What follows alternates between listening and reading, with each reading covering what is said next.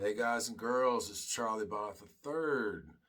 CB3, I'm down here in the basement of the Ohio house, the rock and roll room, talking rock and roll with you guys today. People ask me all the time on Facebook and whatnot. They ask me about records that I bought as a kid, what made me want to start playing, just influential albums and bands. So today we're talking about Kiss Smashes, Thrashes, and Hits, the compilation record that came out in 1988. So, to set the stage, 1988, I'm in the 7th grade half the year, 8th grade half the year. I just got into rock and roll. This was actually probably the 5th or 6th cassette tape that I ever bought, rock and roll oriented. I had like other records as a kid, like, Dumb Little Things and stuff that all the kids had, Michael Jackson, Thriller, and all this stuff. But when the rock and roll bug hit me, that was around 1987. And so 88 hit, I wanted Kiss. So I had a friend named Kenneth Hayes across the street. Kenneth was probably 7, 8 years older than me, and he had a bunch of tapes. I'd say he had 300 or 400 tapes. And he had stuff like Animal Eyes and Lick It Up and all these Kiss tapes, and I'd heard it, but like I didn't know where to begin as far as buying my own stuff to start my collection. So this tape version of this that I'm holding in my hand right now was not really a bargain bin thing, but like most tapes back then were like $9.98, $9 or whatnot. This was like $6 and some change at Kmart. So I went and bought this. I used to cut grass, pick up aluminum cans, do any kind of thing to hustle money as a kid. I'd take my allowance and buy tapes. So I bought this summer of 1988 and I just loved it. Obviously I grew up on 80s Kiss versus the 70s, but I remember playing my Nintendo like all summer, and like this tape never left the deck. Like I'd just flip it around, hit go again.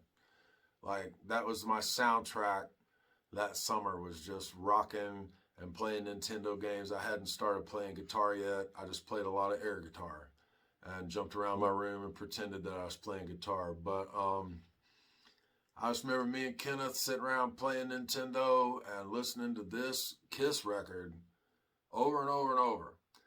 So I have that memory, and I remember being on the school bus the following year. We had a field trip, and we were going to the Parthenon in Nashville, and we were on this school bus, and me and my little hood rat friends were in the back, and my friend Alan Danley had a big boom box, and I'm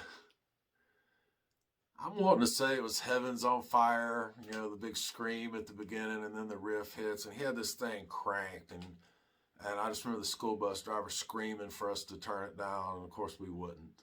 It's like, it's got to go louder, louder. You never turn it down. He even says it here, I love it loud. He don't say I love it halfway turned down. He loves it loud. So, Lick It Up, Heaven's on Fire, all the good stuff's on here. It's basically a greatest hits. There's a couple new tracks. Terrible sexual innuendo songs, Let's Put the X in Sex, and You Make Me Rock Hard. That's great for an 8th grader to go around singing around the house, right? But I actually did, to tie this into what I do, several years ago, I did an acoustic version of Let's Put the X in Sex for a tribute album. And you can type it in on YouTube and it pops up. So that ties it to me. And also something that ties it to me, Bruce Kulick, lead guitar player during the 80s and early 90s version of Kiss, played guitar on a Moccasin Creek song that we did called Friends of All Kinds in 2013. So it was really cool.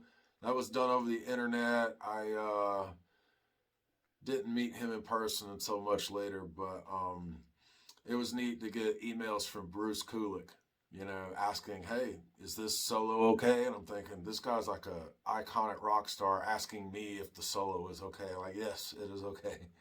And I met him at the 2017 NAMM show out in Anaheim, California, and he was super cool, and he remembered doing that session. He was really nice to me. And he's super tall. So anyway, Kiss smashes, thrashes, and hits. One of the earliest tapes, not records, not CDs, tapes I had as a kid. Probably the 5th or 6th tape I ever bought. And it definitely put me on the path to playing rock guitar. So check it out. Rock and roll.